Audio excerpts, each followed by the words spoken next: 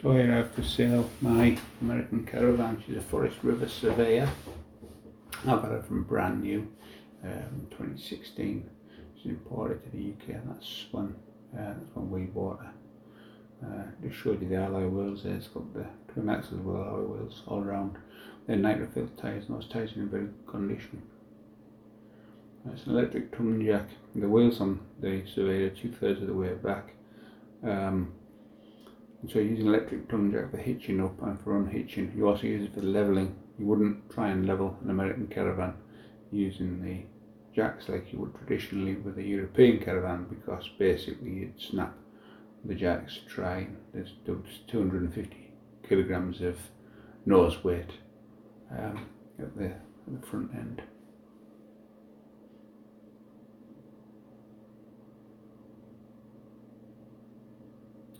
Now you can see the sides coming out, so that's 8-foot wide caravan, opens out to 13-foot wide.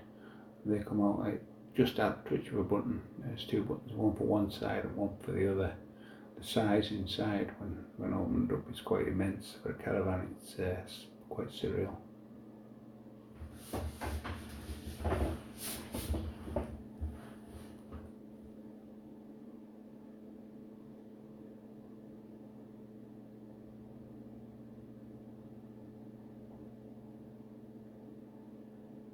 You can see the sides sliding out a little bit there from the inside. That's not really much interest. Once they're in, you wouldn't be in there. You do need the sides to be out to occupy the lounge.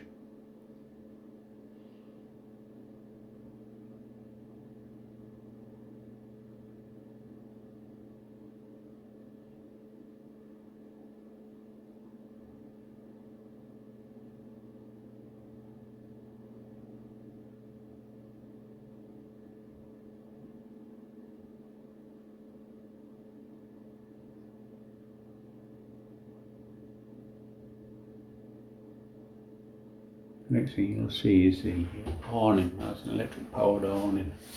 If you park up next to anybody who's got a canopy awning, you'll be very much the envy of them.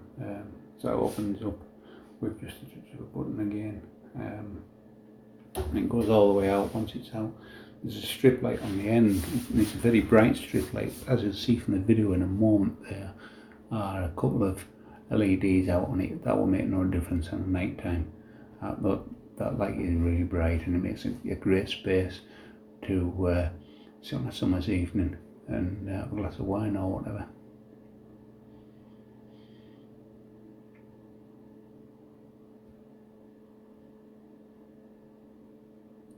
As you can see from this part now, there's quite heavy wear to the two leatherette rocking chairs. It's just, we've been on and off those chairs for 5 years, and they've got a bit worn out. It is only cosmetic. Any problems with the caravan are purely cosmetic and inside.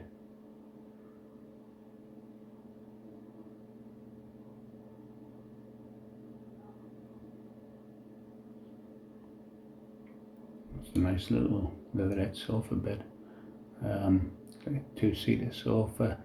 Storage underneath, there's substantial space underneath actually. And that opens out to like a small double bed, which would be ideal for a couple of kids if they were coming to visit you, or if you were using it as a holiday caravan.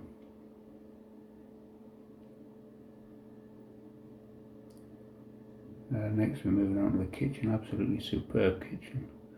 It's got the retro-fitted Sage smart oven, which is a state-of-the-art oven. It's absolutely brilliant.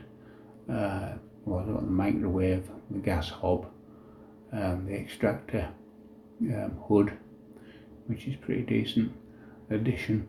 On top of that, we've also got the full-size American fridge freezer. If you're anything like me and you like a beer or a glass of wine, it certainly can hold plenty of it for you.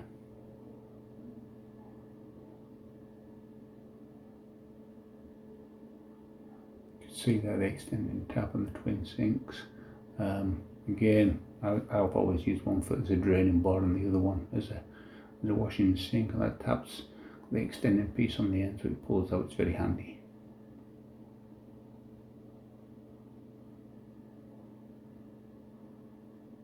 see from the overall look from the outside there, it's an absolutely astounding piece of kit. You can see the satellite dish on the end. I retrofitted that. The Americans actually use the walking roof to spectate at the races, and they pull up, there's a ladder on one end and you can stand on the top. I wouldn't recommend taking the little ones up there, there's no handrails or anything like that, but should you want to go up and have a different view, it's perfectly safe to walk on. In the bedroom there, you can see that's the K-Flex Pocket Plush 3000 memory foam mattress, absolutely superb mattress. I've got exactly the same mattress at home. See the power sockets there, trip switches, mirrored wardrobes on either side, the speakers in the ceiling, and there's little cupboards at either side of the bed. There's also underbed storage. I didn't lift the bed up on the video, but the mattress lifts up and there's a big cupboard underneath. There's a 32-inch TV there, wide into the bedroom, which is a nice addition if you've got the bends and you want to just get away. That's the place to be.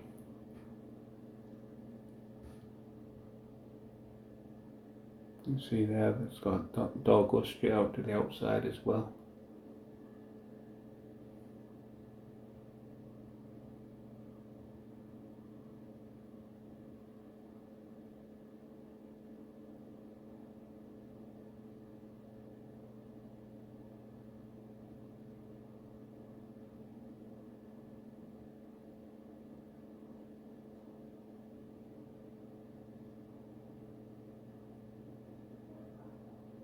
You see the outside speakers there, 2 round speakers, and they're all part of the Bluetooth soundbar, so you can hook that up to your phone or your iPad or whatever and get your music in the bedroom, in the lounge and outside, which is quite nice. The outside cupboard there, that's got the light in there, that's the stabilising jacks. I took off the original ones which I thought were a bit weak, and I bought some standalone ones which are a bit stronger.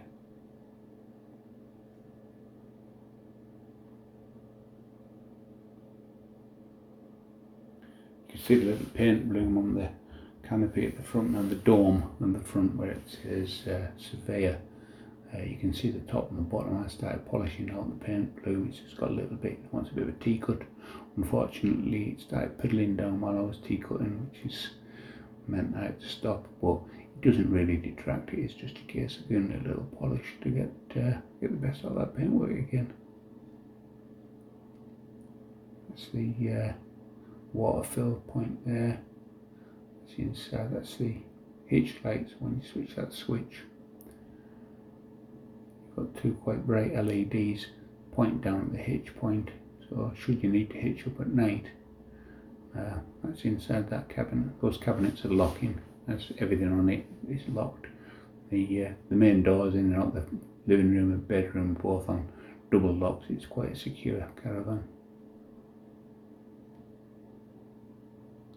Outside shower there too. I haven't used the outside shower very often, but it's handy for washing your boots off, or if you've got dogs, giving the dogs a little dust down as well. That's the grey water and the black water outlet where you hook the caddy up to that spigot, and clearly you just pull those 2 levers. That's the caddy there, she's 27 gallon. When she's told she's heavy, my advice will be to half fill it. That's the city water connection. If you connect your hose directly to that, you don't need to have the pump running, which means the plumbing's silent, which is a nice addition. And there you've got a 1/4-inch shower, it's a decent shower. Medicine cabinet, it's been mirrored, basin, got your WC in there too, with linen cupboards in there, they have mirrors too. There's your satellite dish and your ladder. Another photograph of the canopy with the lights on.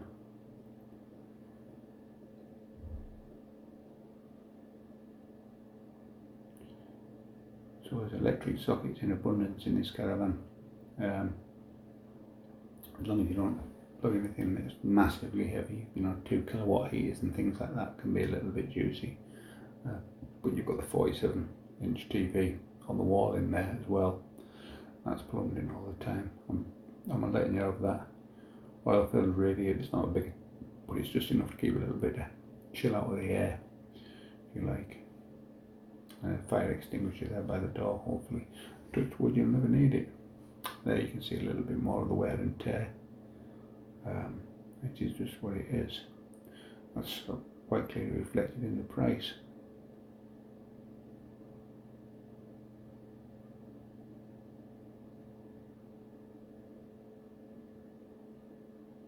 The little black piece there above the surveyor sign, the little half round thing, that's actually wiring for a Furion reversing camera. If you wanted one, you can buy them online. They'll plug straight into there.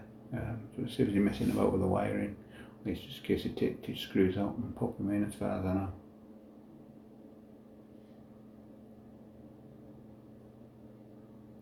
That's a little crack off that vent in the bedroom. This is the gas-fired boiler in here. Just there you can see that's the switch. You press that switch there, that's the electric water heater coming on. If you're paying for a campsite, it might save you a little bit of money on gas.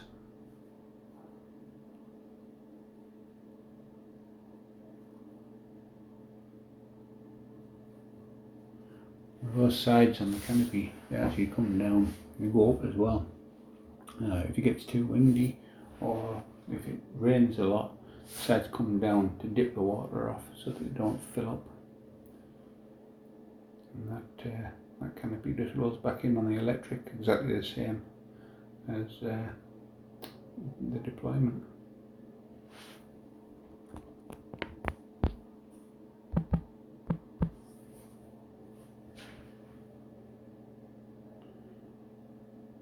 And that's the sides going back in.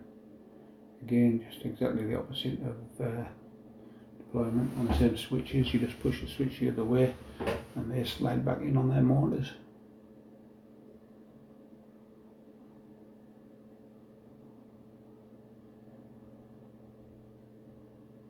Now this caravan will tow on a Ford Ranger or a Hilux or a D-Max or something along them lines. Not just on an ordinary car. It would be too heavy for an ordinary car. You can see I've got it hooked up to the Volvo there, just for the sake of moving it out of the building where it's kept. But I wouldn't take it on the road using that because it was a bit too much weight on the hitch.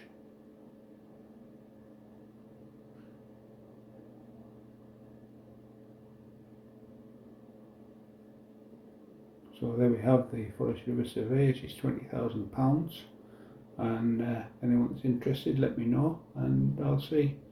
We'll take it from there. I can arrange delivery if necessary, and I'm sure that someone will get a lot of great use out of it.